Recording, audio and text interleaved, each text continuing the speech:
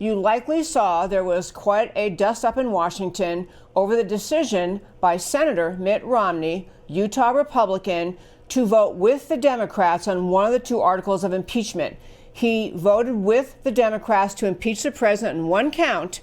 And to be clear, even though people are trying to give him a little bit of excuse, say, well, he only went, he kind of split the baby. One count of impeachment, had it gotten to the two-thirds majority of the Senate, would have resulted in President Trump's removal.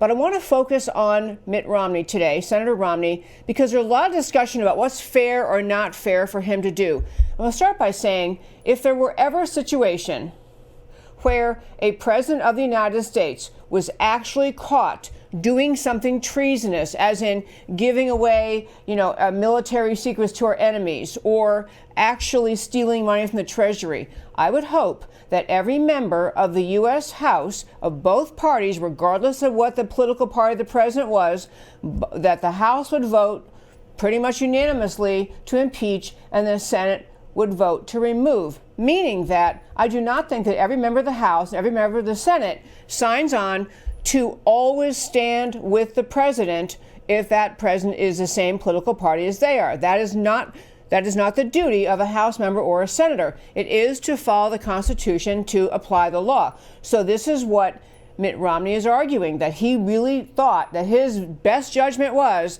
following the Constitution, that President Trump deserved to be removed from office based on this one article of impeachment. It was not the obstruction with respect to witnesses and all of that. It was the abuse of power impeachment article. I'm going to play for you the statement that Mitt Romney made, or just a segment of it, and then talk about what he had to say, because my bottom line in this first five is this, and I want to really, though I think it's important to talk through these ideas. Mitt Romney did not have an obligation to vote in favor of or with President Trump. However, he had an obligation to use wisdom, to look at all the facts and circumstances of the case, to understand the situation. He had a duty to do much more than he did. He focused in on a narrow question and said, well, based on this, yes, I vote for impeachment. He had his head in the sand. Many argue really bad reasons for his long-term hostility toward President Trump. But I want to say, before we play his clip, many people are saying, well, he invoked his faith. He said he's really a man of God. He follows the Constitution. He does not get to hide behind that man of God. I prayed about it. I listened to the Constitution. I did my highest and best. He does not get that excuse. It is, in fact, what he did was truly reprehensible. But first, let me have you hear what he had to say, the relevant segments in his statement on the Senate floor. Thank you, Mr. President. The Constitution is at the foundation of our republic's success, and we each strive not to lose sight of our promise to defend it. The Constitution established the vehicle of impeachment that has occupied both houses of our Congress these many days. We have labored to faithfully execute our responsibilities to it. We have arrived at different judgments, but I hope we respect each other's good faith. The allegations made in the articles of impeachment are very serious.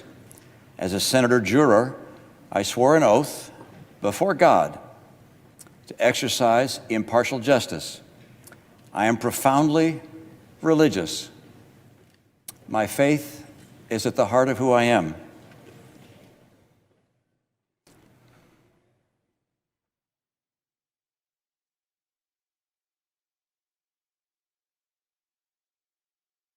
I take an oath before God as enormously consequential. The president's team presented three defenses.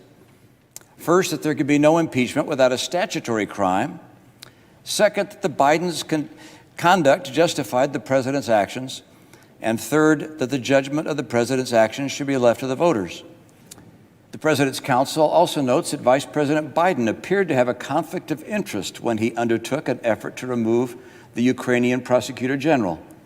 If he knew of the exorbitant compensation his son was receiving from a company actually under investigation, the vice president should have recused himself. While ignoring a conflict of interest is not a crime, it is surely very wrong. With regards to Hunter Biden, taking excessive advantage of his father's name is unsavory, but also not a crime.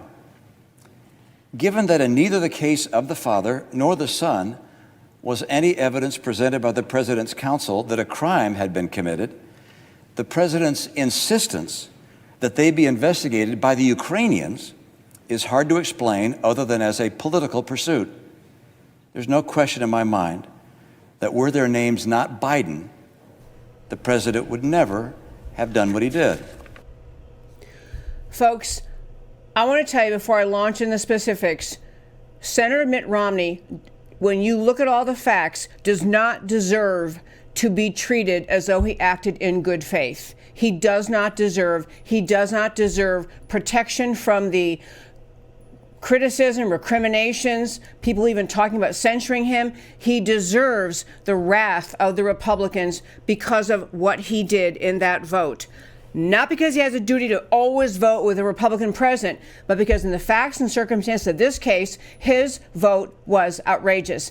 I want to make an analogy, take it down to a level we can all relate to. If you're sitting on a jury and you are in a case in which the prosecutor is charging somebody with the crime of jaywalking. I'm not equating jaywalking to what they were talking about with President Trump, but a simple charge of jaywalking. And on the jury, you sit there and you say, well, there it is. There's the video camera. You can see this person, the crosswalk is down the way, but this person jaywalked. And so you look at that, you say, okay, well, then I guess we have to find the person guilty. But what if you knew the person, and let's say, so what if you knew the person, for example, you learn later or during the trial, was running away from a gang that was beating the person up, that was threatening the person's life? Maybe that would impact your assessment of whether or not you find someone guilty for jaywalking. You might think, actually, in that case, I'm going to excuse the jaywalking. On top of that, what if you knew the prosecutor always was going after and looking for a reason to prosecute this person? You actually became aware this prosecutor was out to get that person and had persistently looked for a reason to charge this person with a crime. You might begin to question the motives of the prosecutor. You might say, why is it? Because, a lot of folks jaywalk. Why is it this person is actually being charged? If you knew the prosecutor was out to get this particular person who has been charged.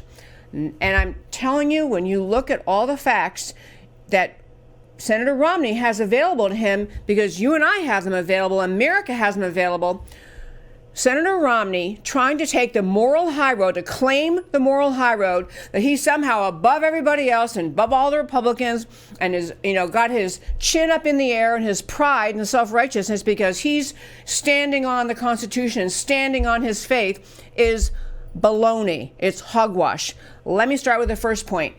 He should have taken into consideration the fact that from the moment President Trump was sworn in, the Democrats have been determined to find some way to take him out of office. From the moment, in fact, from the moment he was elected, even before he won the election, there were Democrats talking about taking him out. Since the moment he won the election and was sworn in, Democrats, not just random crazy Occupy Wall Street types on in the street somewhere, elected members of the U.S. House and the U.S. Senate talking about trying to take the president out.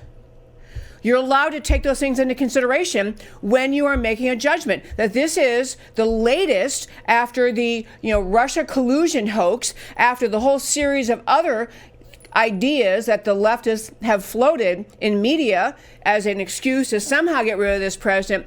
You're entitled to take that into consideration. Second point, if you listen to the unbelievably disdainfully dishonest argument Romney makes, it helps you see there is no question Romney, acted in bad faith in getting to this vote on impeachment. And that is this. He goes through in his 8-minute sanctimonious floor speech in the Senate the idea that President Trump should be convicted because Trump's lawyers did not make the case that back in 2016, the Bidens and Burisma, Hunter and Joe Biden and Burisma, engaged in any wrongdoing.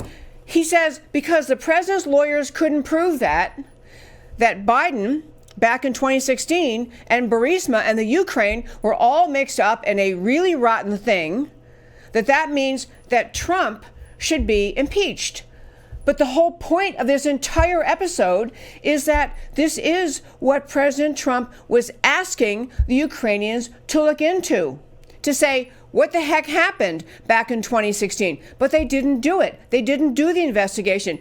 And even worse, in terms of the hypocrisy of Senator Romney, the entire nation, if you listen to this show, anyone who pays attention to the news knows that Joe Biden said on live camera in front of thousands of people, and millions of Americans have seen it, Biden said he had directly threatened the Ukrainian government withholding $1 billion in U.S. aid unless they fired the prosecutor who is investigating Burisma,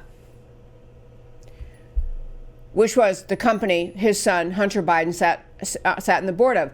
So Biden blocks the investigation and threatens to withhold aid until that investigation is thwarted.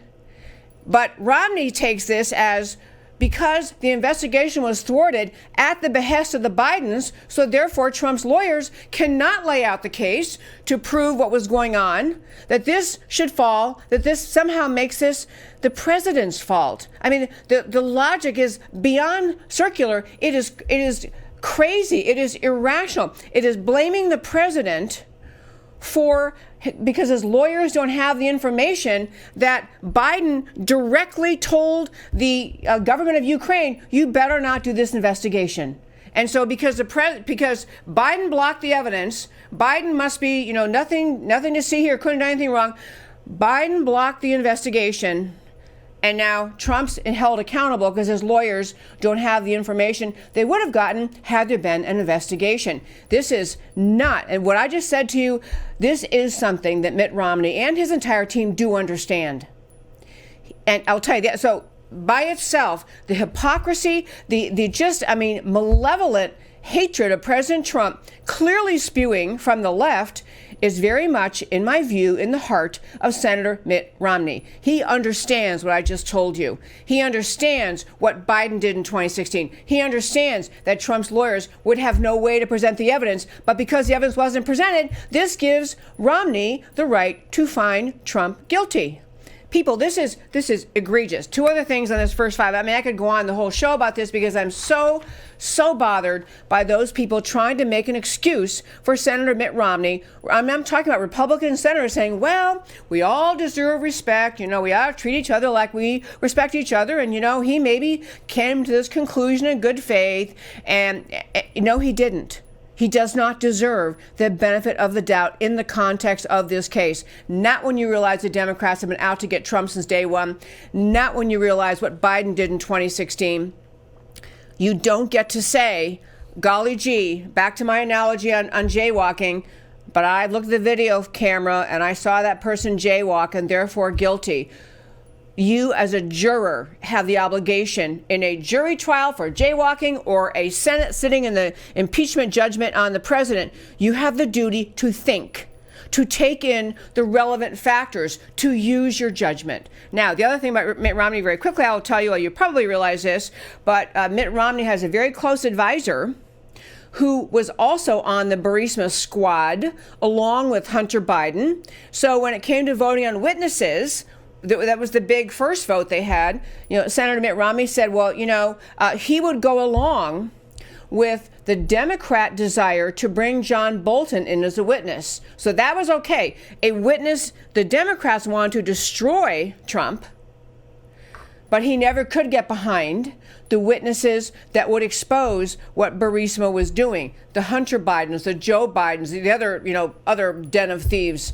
That wasn't okay with Mitt Romney. He wasn't seeking truth. He wasn't seeking justice. He was seeking to remove the president. And many of you, if you're sitting there thinking, well, why would he do that? He is a Republican. Why would he unfairly judge the president? I can give you a couple of quick reasons. Number one is that Mitt Romney has been the source of many ugly statements about President Trump during the campaign, talking about him as not viable, not respectable, can't have a guy like this.